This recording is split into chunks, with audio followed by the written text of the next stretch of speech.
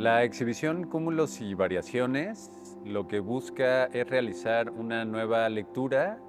de la colección del Museo de Arte Carrillo Gil a partir de hacer cruces, lecturas transversales entre la colección fundacional del museo, conformada por obras de arte moderno,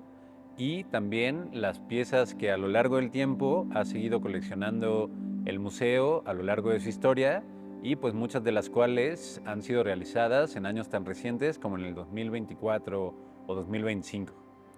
Un poco la propuesta curatorial consistió en revisar a fondo esta colección, que está conformada por más de 2000 obras, y de esta colección tan amplia buscar una lectura,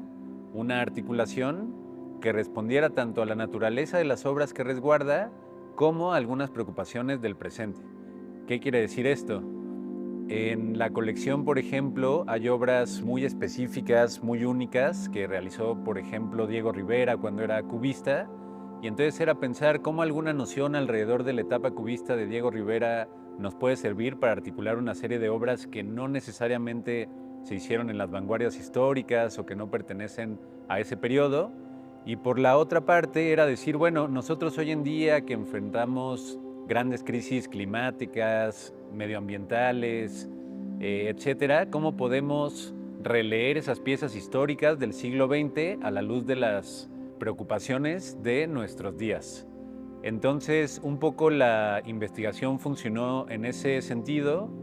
y fue realizada mucho en diálogo con Fernanda Ramos, la curadora en jefe del recinto,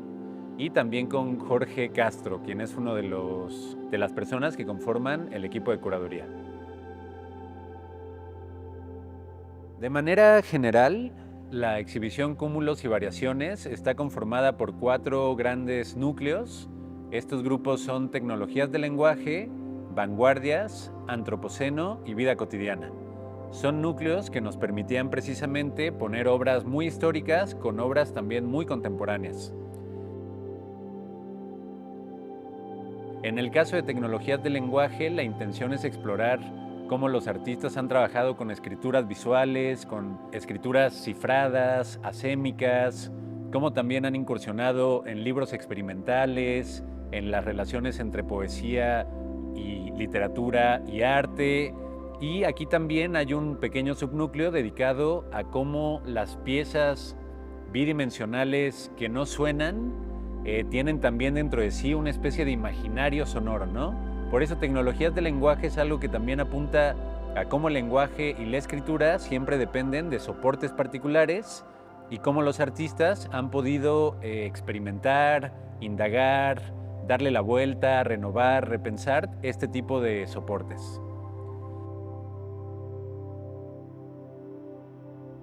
Por su parte, el núcleo de vanguardia retoma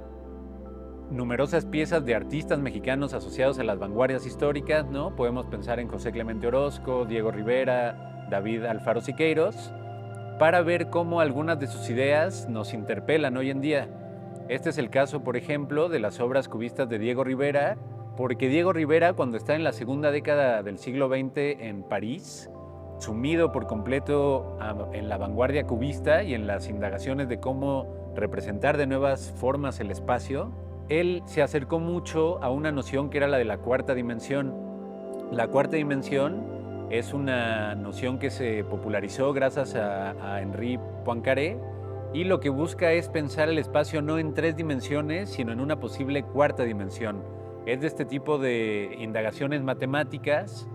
que indagan el espacio a partir de 4 o más dimensiones, lo que se conoce como geometría no euclidiana, geometría de n dimensiones. No solo hacía esta indagación desde una mirada, digamos, científica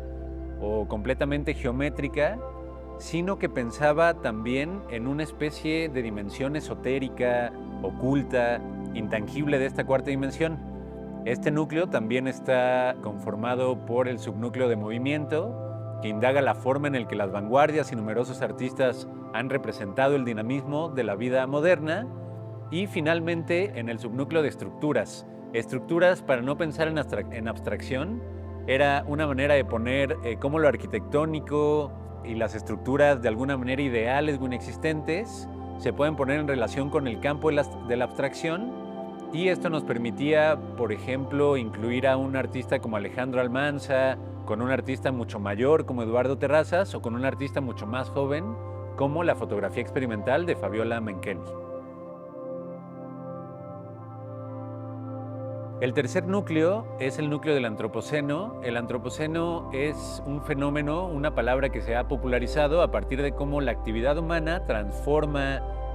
las capas geológicas de la Tierra, ¿no? Y por eso puede ser entendida como una nueva era geológica. Al mismo tiempo es una noción problemática porque digamos que invisibiliza los factores, los agentes específicos, los países que están generando estos cambios, ¿no? Y que no es la humanidad en su conjunto, pues sino ciertas industrias, ciertas corporaciones, etc. Y en esta problemática me interesaba, por una parte, ver cómo los artistas habían abordado el paisaje, que es el caso de las antenas estratosféricas, por ejemplo, que realiza David Alfaro Siqueiros, y donde hace esta visión de cómo a partir de las antenas y de una vista desde el espacio se ha transformado la superficie terrestre, pero eso convive con otras obras, como es la pintura de Hilda Castillo, quien en un desierto, ¿no?, en este tal vez paisaje idílico que nos podemos imaginar, pues pone una carretera atravesando ese paisaje como una manera de marcar ese cambio que está realizando la humanidad, ¿no?, en el entorno. Por otra parte, aquí también hay una sección dedicada al zoomorfismo, es decir, a cómo se utilizan las representaciones de animales en el arte de manera alegórica y también un poco para pensar la relación de la humanidad con otras especies. Y finalmente tenemos el subnúcleo de figura humana, que también forma parte del antropoceno, para revisar también cómo la humanidad o la figura humana pueden perder la centralidad en el discurso contemporáneo, pero también para ver cómo ha sido representada la figura de la mujer, por ejemplo, por artistas hombres o por artistas mujeres, como es el caso de Carla Rippey. Finalmente, la exhibición tiene el núcleo de vida cotidiana. Vida cotidiana nos permite acercarnos a obras como las que realizó José Clemente Orozco en Nueva York, ¿no?, con estas ciudades desoladas, con gente que va ensimismada sin hablar unos con otros, o la representación que hizo Álvar Carrillo Gil, el fundador del museo y la colección, quien era también pintor, del famoso terremoto de 1958, pero esto también está en diálogo con piezas de artistas mucho más contemporáneos, con animaciones, con la representación de la contaminación que hizo Salatiel Vargas con una obra que es préstamo del Museo de Arte Moderno, y con diferentes apuestas poéticas o que, digamos, se acercan de manera poética a la vida cotidiana. En el marco también de la Gesta Mundialista, que se celebra actualmente este año en México, también hay una sección dedicada al fútbol, pero desde una perspectiva que lo que busca es ver este deporte y este espectáculo de masas desde visiones poco convencionales o acostumbradas. Este es el caso de las obras de Eric Meyenberg, de las piezas de David Miranda, de las piezas de Sanaa Sohrabi, que, digamos, abordan el fútbol, pero desde una perspectiva crítica o poco convencional. Finalmente, es importante decir que la muestra, además de todas las obras de la colección, que son prácticamente el 90-95%,